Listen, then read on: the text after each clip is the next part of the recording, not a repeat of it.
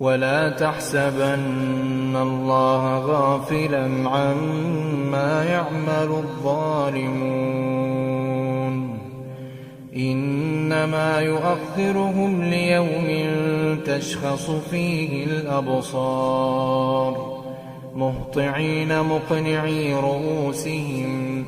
لا يرتد إليهم طرفهم وأفئدتهم هواء وأنذر الناس يوم يأتيهم العذاب فيقول الذين ظلموا ربنا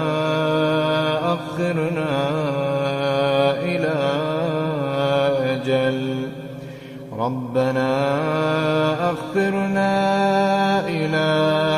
أجل قريب نجب دعوتك ونتبع الرسل